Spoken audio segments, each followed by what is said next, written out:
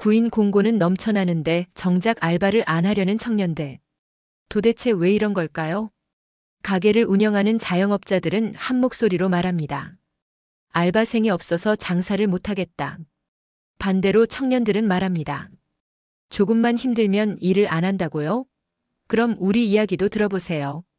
한쪽은 인건비 부담과 인력난, 또 다른 한쪽은 불합리한 근무 조건을 호소합니다. 이 갈등, 어디서부터 시작된 걸까요? 요즘 청년들이 알바를 기피하는 이유에는 몇 가지 현실적인 요인이 있습니다. 첫째, 쪼개기 알바 문제입니다. 하루에 23시간씩 잘게 쪼개 일시키다 보니 교통비조차 제대로 나오지 않는 경우가 많습니다. 둘째, 노동 강도와 시급의 불균형입니다. 단순 계산으로는 최저임금이 오르긴 했지만 실제 현장에선 일은 늘고 보상은 크게 체감되지 않습니다. 셋째, 플랫폼 노동과 배달 퀵서비스 등 대체 수단이 늘어나면서 전통적인 매장, 아르바이트는 매력이 떨어지고 있습니다. 그렇다면 어떻게 개선할 수 있을까요? 자영업자는 근무 시간을 지나치게 쪼개지 않고 최소 4시간 이상 보장하는 방향을 고민해야 합니다. 청년들은 단순히 시급만 보는 것이 아니라 근무 환경과 성장 기회를 고려해 선택하는 것이 중요합니다. 정부나 지자체는 청년 알바 근무 환경을 정기적으로 점검하고 쪼개기 알바 같은 불합리한 관행에 제재를 가할 필요가 있습니다. 요즘 청년들이 알바를 안 하려고 한다고요? 그런데 이유를 들어보면 단순한 게으름이 아니었습니다. 자영업자들은 알바생이 없어서 가게 문 닫을 판이라고 하소연합니다. 그런데 청년들은 다르게 말합니다. 조건이 너무 불합리하다. 짧게 쪼개 쓰는 근무 시간, 약속에 없던 추가 업무, 위험할 정도로 과중한 노동 강도. 이런 상황이라면 여러분이라도 그 일을 계속하고 싶을까요? 청년들이 밝히는 구체적인 문제는 이렇습니다. 2~3시간짜리 단타 알바. 교통비 빼면 남는 게 없는데 주유 수당도 피하려고 13시간, 14시간씩 꼬박시키는 꼼수까지 있다는 겁니다. 처음 계약과 달리 수업만 하기로 했는데 데스크도 맡아달라, 주방만 돕기로 했는데 설거지와 홀까지 맡아달라는 식으로 업무가 늘어납니다. 기름기 잔뜩 묻은 테이블, 뜨겁고 무거운 불판을 반복적으로 나르고 씻어내야 하는 작업. 단순히 힘든 게 아니라 안전 문제까지 걸려 있습니다. 이런 현실을 바꾸려면 몇 가지가 필요합니다. 자영업자는 알바생이 최소 5시간 이상 안정적으로 일할 수 있도록 근무 시간을 보장하는 게 좋습니다. 그래야 지원할 사람도 늘어납니다. 업무는 계약 당시 합의된 범위 내에서만 맡기고 추가 업무는 반드시 동의 절차를 거쳐야 합니다. 근무 환경을 개선하는 작은 투자도 중요합니다. 무거운 불판을 세척 도구로 보조하거나 주방에 안전 장비를 마련하는 것만으로도 청년들의 부담이 크게 줄어듭니다. 일은 3명 분량인데 혼자 다 해야 한다고요? 여기에 사장님의 CCTV 감시까지 더해진다면 여러분이라면 계속할 수 있겠습니까? 많은 자영업자들은 요즘 애들이 일을 오래 못 버틴다고 말합니다. 하지만 알바생들의 이야기를 들어보면 다른 현실이 보입니다. 인원 부족으로 감당할 수 없는 업무량, 그리고 끝없는 감시와 압박. 단순히 힘들다가 아니라 버틸 수 없는 환경 때문에 그만둘 수밖에 없는 겁니다. 알바생들이 꼽는 대표적인 문제는 2가지입니다. 첫째, 인력 부족입니다. 원래 3명이 해야 할 일을 1명에게 떠넘기면 몸이 버틸 수가 없습니다. 결국 탈진하거나 실수를 할 수밖에 없죠. 둘째, 과도한 감시와 통제입니다. CCTV로 계속 지켜보며 왜 앉아있냐는 전화를 받는 경우도 많습니다. 좋은 사장님도 물론 있지만 과도한 터치와 압박은 오히려 긴장을 키워 더 많은 실수를 부르게 됩니다. 이 문제를 줄이려면 이렇게 해야 합니다. 최소한의 인력을 확보해 알바생이 감당 가능한 업무량을 유지해야 합니다. CCTV는 안전 확인용으로만 쓰고 실시간 간섭은 자제하는 게 필요합니다. 무엇보다 앉아있다는 이유만으로 지적하기보다 알바생의 휴식과 효율성을 존중하는 태도가 중요합니다. 작은 이해와 존중이 오히려 업무 효율을 높입니다. 요즘 청년들, 왜 편의점 식당 알바 대신 하루짜리 비대면 알바를 택하는 걸까요? 사장님과의 갈등, 과도한 감시, 예고 없는 추가 업무. 이런 이유 때문에 청년들은 전통적인 알바를 꺼리게 됐습니다. 그러다 보니 이제는 차라리 깔끔한 단기 알바나 비대면 알바를 선호하는 상황으로 바뀌고 있습니다. 청년들이 말하는 실제 이유는 분명합니다. 두세 시간 단타 알바보다는 하루 밤새 일하고 일주일치 벌이를 한 번에 챙기는 편이 낫다고 생각합니다. 학원 알바 대신 과외 앱을 통해 비대면으로 가르치는 일을 선택하는 경우가 많습니다. 시간과 장소의 제약이 적고 사람 간의 불필요한 갈등도 줄일 수 있기 때문입니다. 일의 강도는 세지만 끝나면 자유로운 단기 집중 알바를 찾는 것도 새로운 흐름으로 자리 잡고 있습니다. 만약 청년층이 이런 트렌드에 맞춰 알바를 선택하려 한다면 이렇게 접근할 수 있습니다. 단기 알바는 고용 플랫폼에서 하루 일주일 단위로 검색해 보세요. 급여와 근무 강도를 비교한 뒤 선택하는 게 안전합니다. 과외나 번역, 디자인 같은 비대면 알바는 전문 앱과 온라인 플랫폼을 적극 활용하면 됩니다. 무엇보다 근무 조건을 계약 전에 명확히 확인하고 추가 업무 가능성을 차단하는 것이 중요합니다. 알바 자리는 넘치는데 사람은 없고 자영업자들은 장사 문을 닫을 위기라는데 도대체 왜 이런 일이 벌어지는 걸까요? 청년들은 쪼개기 알바, 과중한 노동 강도, CCTV 감시 때문에 못하겠다고 말합니다. 반대로 자영업자들은 코로나 불경기와 치열한 경쟁 속에서 인건비를 감당할 수 없다고 하소연합니다. 결국 같은 현실을 두고 양쪽 모두 힘들다고 외치고 있는 겁니다. 업주 입장에서 보면 15시간 이상 일하면 추가 비용을 지불해야 하기 때문에 쪼개기로 근무 시간을 나눌 수밖에 없습니다. 노동시장이 유연해졌다고 좋게 볼 수도 있지만 실제 현장은 15분 단위 알바 같은 파편화된 일자리로 가득 차 있습니다. 청년들은 힘든 일을 기피한다기보다는 이런 불안정한 구조와 낮은 보상 때문에 떠나는 경우가 많습니다. 즉, 단순히 세대 탓으로 돌리기엔 구조적인 요인이 훨씬 큽니다. 상생의 해법은 없을까요? 자영업자는 알바생이 최소 몇 시간은 안정적으로 일할 수 있도록 근무 시간을 보장해야 합니다. 청년들은 단순 시급만 보지 말고 근무 경험이 커리어에 도움이 될 수 있는지까지 따져야 합니다. 정부와 지자체는 쪼개기 알바 같은 불합리한 고용 관행을 줄이고 소규모 자영업자에게는 인건비 지원을 확대할 필요가 있습니다. 이렇게 세 주체가 함께 움직일 때만 진짜 변화가 가능합니다. 10년 전 청년들이 가장 선호했던 직업은 공무원이었습니다. 그런데 지금은 어떨까요? 경쟁률이 무려 3분의 1로 떨어졌습니다. 예전에는 안정적인 직장, 연금이 보장되는 직업이라며 모두가 공무원 시험에 몰렸습니다. 그런데 지금은 청년층이 등을 돌리고 있습니다. 공무원 연금이 국민연금보다 불리해졌다는 불만, 낮은 임금, 그리고 더 큰 이유는 바로 조직 문화와 불투명한 의사결정 구조였습니다. 공무원 인기 하락의 배경에는 몇 가지 요인이 있습니다. 첫째, 공무원 연금의 매력이 사라졌습니다. 적자 누적으로 개혁이 진행되면서 더 이상 안정적인 노후 자산이 아니라는 평가가 많습니다. 둘째, 임금 수준이 기대에 못 미친다는 점입니다.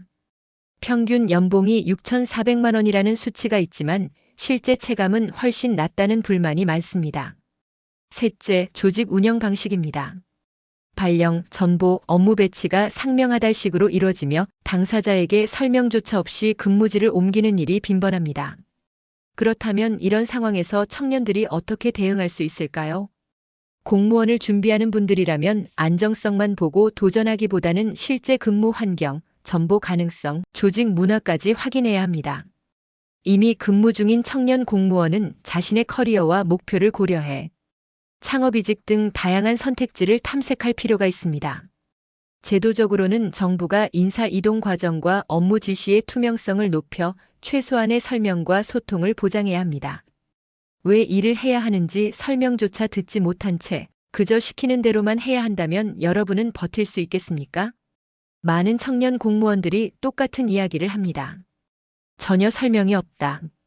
의견을 낼 분위기도 없다. 결국 시키는 대로만 일하는 구조 속에서 답답함을 호소합니다. 새로운 곳으로 발령을 받아도 업무 지시를 받아도 왜 해야 하는지 이유조차 듣지 못하는 상황. 이런 현실이 과연 정상일까요? 이런 문제가 생기는 이유는 바로 관료제라는 구조 때문입니다. 정부 조직은 일반 기업보다 훨씬 크고 더 많은 사람을 효율적으로 관리해야 합니다. 그래서 계층을 세분화하고 의사 전달은 위에서 아래로 흐르는 하향식 방식을 택합니다. 또한 업무의 정당성과 책임을 남기기 위해 문서 중심으로 일하다 보니 당사자는 과정의 의미나 배경을 알기 어렵습니다. 결국 왜 해야 하는지 모르고 그냥 해야만 하는 문화가 만들어지는 겁니다. 그렇다면 어떻게 해야 조금이라도 개선할 수 있을까요? 첫째, 상급자는 지시를 내릴 때 최소한 이유와 목적을 설명해야 합니다. 단순한 한마디가 현장 직원의 이해와 몰입도를 높입니다. 둘째, 하위 직원에게도 의견을 제안할 수 있는 채널을 열어주는 게 필요합니다. 작은 건의함, 온라인 피드백 창구라도 효과가 큽니다. 셋째, 개인 차원에서는 기록을 습관화해 업무 배경을 스스로 정리하면 불합리한 지시에도 대응할 근거가 생깁니다. 위에서 시키면 그대로 따라야 하는 구조, 이유는 묻지도 설명도 없습니다. 이게 과연 정상일까요? 공무원 사회를 떠난 청년들은 하나같이 말합니다. 내가 왜 이 일을 하는지 모르겠다. 문서와 지시만 오가는 수직적 문화 속에서 왜라는 질문은 허용되지 않습니다. 결국 안정성을 보고 들어온 청년들이 답답함과 회의감을 느끼며 등을 돌리는 거죠. 공무원 조직의 기본은 바로 관료제입니다. 피라미드처럼 계급을 나누고 위에서 아래로 문서를 통해 일괄적으로 소통하는 구조죠. 이 방식은 대규모 조직을 안정적으로 운영할 수 있다는 장점이 있습니다. 하지만 그 부작용도 큽니다. 상하복식, 연공서열식 문화가 여전히 남아있고 개인이 왜 이 일을 하는지 명확히 알기 어렵습니다. 전문가들은 공무원 조직의 비전이 추상적이고 모호하다 보니 실제 업무 목표가 불분명하다고 지적합니다. 그렇다면 어떻게 개선할 수 있을까요? 첫째, 지시를 내리는 상급자는 반드시 이 업무가 왜 필요한지 최소한의 맥락을 설명해야 합니다. 둘째, 조직 차원에서는 추상적 목표가 아닌 구체적인 성과 지표를 세워야 합니다. 셋째, 개인 차원에서는 스스로 업무의 의미를 정리하고 상급자와 적극적으로 피드백을 요청하는 태도도 필요합니다. 무슨 일을 했냐고 물어보면 딱히 설명할 게 없는 직장. 이게 과연 평생 직장이 될 수 있을까요? 많은 청년 공무원들이 말합니다. 윗사람의 명령에 의문이 생겨도 설명을 듣지 못한다. 내가 무슨 일을 하는지 말하기도 난처하다. 업무는 계속 맞지만 그 과정에서 동기를 찾기 어렵고 힘을 쏟을 곳도 없습니다. 결국 내가 왜 이 일을 해야 하지? 라는 질문이 쌓이면서 공직을 다시 생각하게 되는 겁니다. 특히 요즘 청년 세대는 일에서 명확한 동기와 보상을 중요하게 여깁니다. 단순히 시켜서 한다가 아니라 왜 해야 하는지 설명을 듣고 싶어 합니다. 자신이 맡은 업무가 합리적인 보상으로 이어지는지도 확인하려 합니다. 그런데 공직 사회는 여전히 이유 없는 지시와 불투명한 평가에 머물러 있습니다. 이런 구조는 안정성을 보고 들어온 청년조차 오래 버티기 어렵게 만듭니다. 이 문제를 풀려면 몇 가지 변화가 필요합니다. 상급자는 업무를 지시할 때 반드시 목적과 의미를 설명해야 합니다. 단순한 말 한마디가 동기를 크게 높일 수 있습니다. 조직 차원에서는 보상과 성과 평가를 더 투명하게 운영해야 합니다. 내가 이만큼 했으니 이만큼 보상받는다는 구조가 필요합니다. 청년 개인 역시 공직에서의 경험을 커리어 자산으로 전환할 방법을 스스로 찾아야 합니다. 단순한 안정성에만 의존해선 안 됩니다. 청년들이 떠나는 공직 사회, 정부가 드디어 움직였습니다. 그런데 정말 달라질 수 있을까요? 공무원은 한때 최고의 직업이었습니다. 하지만 지금은 청년들이 등을 돌리고 있습니다. 정부도 이런 현실을 인식해 변화를 예고했는데 과연 현장에서 체감할 수 있을까요? 안정성만 보고 들어왔다가 결국 떠나는 이 악순환을 막을 수 있을지가 관건입니다. 정부가 내놓은 개선안은 크게 두 가지입니다. 첫째, 근무 형태를 유연하게 바꿔 워라밸을 보장하겠다는 겁니다. 둘째, 근속 연수나 계급 중심 인사 시스템을 깨고 성과와 능력 위주로 보상하겠다는 계획입니다. 하지만 임금 문제는 여전히 난관입니다. 공무원 보수는 국가 예산, 즉 국민 세금에서 나오기 때문에 단순히 올려주자는 해법을 내놓기 어렵습니다. 단기적으로 고려되는 방안은 이렇습니다. 열심히 일하고 성과를 낸 공무원에게는 합당한 보상을 주는 성과급 제도 강화. 단순히 오래 근무한 사람보다 실제 기여도를 반영한 보상 구조 마련. 청년 공무원에게는 경력 개발과 교육 기회를 확대해 돈이 아니더라도 성장할 수 있다는 환경을 제공하는 것입니다. 공무원 사회의 위기, 정말 MZ세대만의 문제일까요? 아니면 우리 모두가 함께 겪어야 할 구조적 문제일까요? 정부는 최근 승진이나 보수에서 인센티브를 강화하겠다는 방침을 내놨습니다. 하지만 많은 전문가는 경고합니다. 이건 MZ세대만의 문제가 아니다. 단순히 청년만 붙잡는 데 집중할 게 아니라 공직 사회 전체의 구조적 개선 없이는 답이 없다는 겁니다. 전문가들이 지적하는 핵심 문제는 4가지입니다. 첫째, 명확하지 않은 업무 지시. 둘째, 불투명한 안내와 소통. 셋째, 위계적이고 수직적인 조직 문화. 넷째, 변화에 둔감한 경직된 구조. 이런 문제들은 MZ세대뿐 아니라 모든 세대 공무원이 오랫동안 지적해온 부분입니다. 결국 본질적인 개혁 없이는 세대 갈등만 키울 뿐입니다. 공직 사회가 변하려면 이렇게 해야 합니다. 상급자는 업무를 지시할 때 반드시 이유와 목표를 함께 설명해야 합니다. 조직 차원에서는 소통 창구를 열어 누구나 의견을 제안할 수 있도록 해야 합니다. 승진과 보상은 근속 연수가 아니라 성과와 기여도를 반영해야 합니다.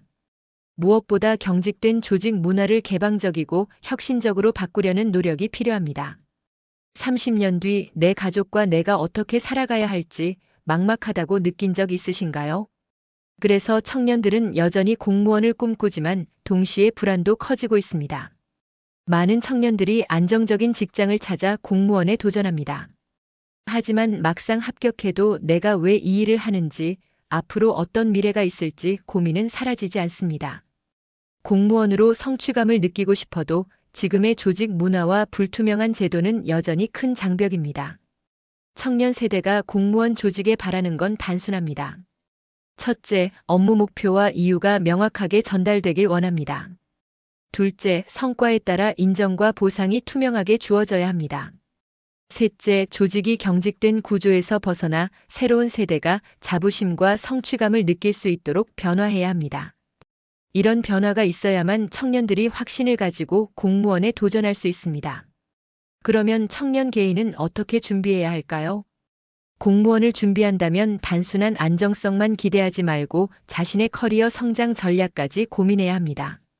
동시에 자산 관리와 N잡 부업 같은 다변화 전략을 세워두는 게 필요합니다. 요즘은 프리랜서 플랫폼 경제가 열려 있어 누구나 작은 기술을 배워 병행할 수 있습니다. 기술이 없다고 해도 괜찮습니다. 글쓰기, 영상 편집, 온라인 강의, 디지털 마케팅 같은 분야는 누구든 시작할 수 있는 진입로가 있습니다. 취업만 하면 끝날 줄 알았죠? 그런데 취업 이후에도 청년들의 고민은 멈추지 않습니다. 많은 청년들이 말합니다. 취업만 하면 행복이 시작될 줄 알았다. 그런데 집도 구해야 하고 차도 필요하고 자산을 모으는 건 또 다른 문제였다. 취업은 분명 중요한 과제지만 그게 전부가 아니었습니다. 청년들은 여전히 주거 빈곤, 자산 형성, 불안정한 일자리라는 새로운 벽 앞에 서 있습니다. 최근 전문가들이 주목하는 청년 문제는 3가지입니다. 첫째, 자산 형성의 어려움. 급여만으로는 집과 미래를 준비하기 힘든 구조입니다. 둘째, 1인 가구 증가. 사회에 진입하자마자 가장이 되어야 하는 청년들이 늘고 있습니다. 셋째, N잡러와 기거커의 확대. 불안정한 노동시장 속에서 청년들은 직장 외에 여러 개의 일을 병행하며 생계를 이어가고 있습니다. 즉, 단순히 취업만으로는 청년의 삶을 설명할 수 없는 시대가 된 겁니다. 그렇다면 청년들은 어떻게 준비해야 할까요? 자산 형성은 월급만 바라보기보다 소액 투자나 금융 지식을 적극적으로 익혀야 합니다. 1인 가구라면 고정비 관리가 생존의 핵심입니다. 주거식비 보험료를 체계적으로 관리하는 습관이 필요합니다. N잡이나 기거크를 고려한다면 자신이 가진 작은 기술부터 시작해보세요. 글쓰기, 영상 편집, 온라인 강의, 번역, 배달 플랫폼 등은 접근성이 높습니다. 정말 골치 아픈 문제, 바로 청년 문제입니다. 그런데 해답은 이미 청년들 스스로가 말해오고 있었다는 사실 알고 계셨나요? 취업, 자산 형성, 주거 빈곤, 불안정한 노동. 수많은 청년 문제가 있지만 정작 청년 정책은 여전히 제자리 걸음이라는 지적이 많습니다. 정부가 여러 지원책을 내놨지만 현장에서 청년들이 체감하는 변화는 크지 않았습니다. 왜일까요? 바로 청년들의 목소리가 제대로 반영되지 않았기 때문입니다. 사실 많은 청년 문제의 발굴은 당사자들의 직접적인 목소리에서 시작됐습니다. 2010년경 청년 단체들을 중심으로 주거 빈곤, 불안정 노동, 자산 형성 문제 등이 수면 위로 올라왔습니다. 그 목소리에 반응해 정부가 정책을 쏟아냈지만 삶이 나아졌다고 느끼는 청년은 많지 않았습니다. 결국 청년 문제 해결의 출발점은 여전히 청년 당사자에게 있습니다. 그렇다면 앞으로 어떻게 해야 할까요? 청년들의 목소리를 제도적으로 수렴할 수 있는 채널을 강화해야 합니다. 단순 공청회가 아니라 실질적인 참여 구조가 필요합니다. 청년 문제를 단순히 취업 지원에만 묶지 말고 주거자산 노동 등 다층적으로 설계해야 합니다. 무엇보다 청년 세대 스스로도 목소리를 내고 참여의 장을 만들어가는 노력이 필요합니다. 청년 문제를 해결하겠다면서 정작 청년의 목소리는 들은 적이 없다. 이제는 조금 달라지고 있습니다.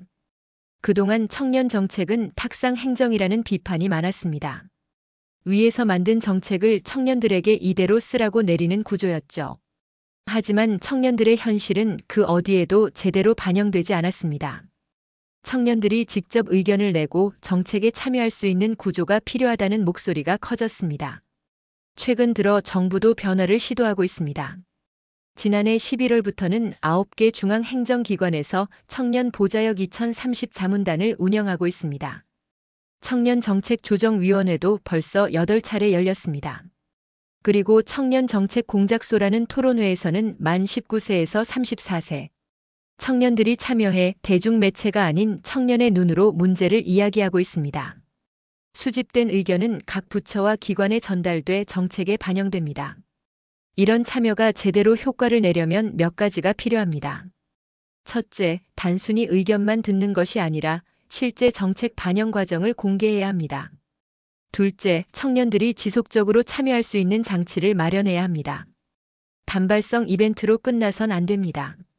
셋째, 다양한 계층의 청년들이 참여할 수 있도록 지역 직업 배경을 넓혀야 합니다. 청년들의 목소리가 드디어 정책에 반영된다.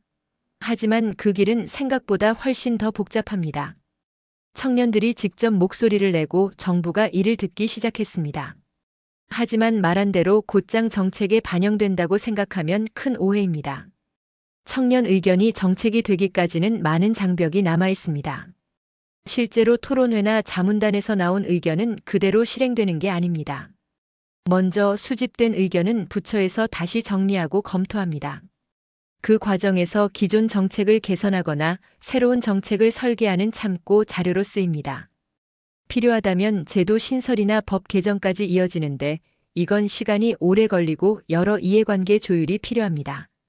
결국 청년의 목소리 정책 반영까지는 긴 여정이 필요한 겁니다. 그렇다면 이 과정을 조금이라도 더 현실적으로 만들려면 어떻게 해야 할까요? 첫째, 청년 의견이 어디까지 반영됐는지 그 결과를 투명하게 공개해야 합니다. 둘째, 반영이 어렵다면 그 이유를 설명해 신뢰를 쌓아야 합니다. 셋째, 청년 집단의 특성을 세분화해 맞춤형 정책으로 연결해야 합니다. 모든 청년에게 똑같이가 아니라 상황별 차별화된 지원이 필요합니다. 청년들이 목소리를 내기 시작했습니다. 하지만 듣는 것만으로는 부족합니다. 지치지 않고 계속 참여할 수 있는 장치가 없다면 모든 노력은 공허해지고 말 겁니다. 엔잡, 자산 형성, 불안정 노동. 청년 문제는 끝없이 이어지고 있습니다. 최근 청년들이 직접 참여하는 토론장이 열리고 다양한 의견이 쏟아지고 있지만 정작 청년들은 묻습니다. 내가 한 말 어디로 갔나요? 단발성 참여로 끝나면 결국 지치고 다시는 목소리를 내지 않게 됩니다. 전문가들은 두 가지를 강조합니다. 첫째, 청년들의 참여 과정이 투명하게 공개되어야 합니다. 어떤 의견이 수렴됐고 어디까지 반영됐는지를 확인할 수 있어야 합니다. 둘째, 청년들이 지치지 않도록 지속 가능한 장치가 필요합니다. 단순히 의견을 모으는 것이 아니라 장기적으로 추적하고 관리할 수 있는 시스템이 마련돼야 합니다. 이게 없다면 청년 참여는 또 하나의 보여주기식 행사로 끝날 수 있습니다. 그렇다면 어떻게 해야 할까요? 청년 토론과 자문 결과를 온라인으로 공개하고 반영 여부를 누구나 확인할 수 있게 해야 합니다. 참여한 청년들이 성과를 직접 느낄 수 있도록 후속 회의나 피드백 과정을 반드시 마련해야 합니다. 엔잡과 같은 새로운 주제는 청년 세대의 실제 경험을 중심으로 사회 안전망 제도 설계에 적극 반영해야 합니다. 청년들이 원하는 건 단순한 취업이 아닙니다. 내가 가진 능력을 바로 수익으로 연결할 수 있는 제도, 그게 필요합니다. 많은 청년들이 잠재력을 가지고도 생활고 때문에 또 빨리 취업해야 한다는 압박 때문에 스스로를 제한하고 있습니다. 회사에 들어가도 혹은 프리랜서로 활동해도 이걸 어떻게 수익화할까? 라는 고민은 여전히 남습니다.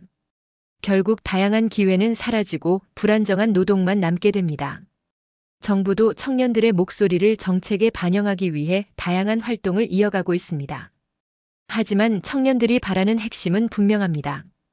단순한 일자리 제공이 아니라 다양한 경험을 쌓을 기회. 회사 안팎에서 동시에 수익을 낼 수 있는 노동 환경과 제도. 특히 기워커나 엔잡러들이 가진 능력을 실질적 수익화로 연결하는 플랫폼과 안전망. 청년들은 기술만 있어선 부족하다고 말합니다. 수익화라는 다음 단계가 제도적으로 보장되어야 한다는 겁니다. 그렇다면 어떤 정책이 필요할까요? 첫째, 청년들이 다양한 경험을 쌓을 수 있도록 교육과 현장 기회를 확대해야 합니다. 둘째, 기워커와 엔잡러를 위한 사회보장 제도를 마련해야 합니다. 소득이 불규칙해도 최소한의 안전망이 있어야 합니다. 셋째, 기술을 가진 청년이 바로 수익을 낼 수 있도록 기관이나 기업이 연결 플랫폼을 제공해야 합니다. 기술 시장 수익으로 이어지는 다리가 필요합니다. 만약 청년들의 잠재력을 수익화로 연결해주지 못한다면 인재는 흩어지고 사회는 기회를 잃게 됩니다. 반대로 이런 제도가 마련된다면 청년은 안정된 삶과 함께 창의적 가치를 사회에 기여할 수 있습니다. 선택은 지금 우리 사회에 달려 있습니다. 여러분은 어떻게 생각하시나요? 청년 문제의 답, 단순한 취업일까요? 아니면 내가 가진 능력을 수익화할 수 있는 제도일까요? 댓글로 의견을 남겨주세요. 이 영상이 도움이 되셨다면 구독과 좋아요 부탁드립니다. 그리고 주변에 공유해 주시면 더 많은 사람들이 함께 고민할 수 있습니다.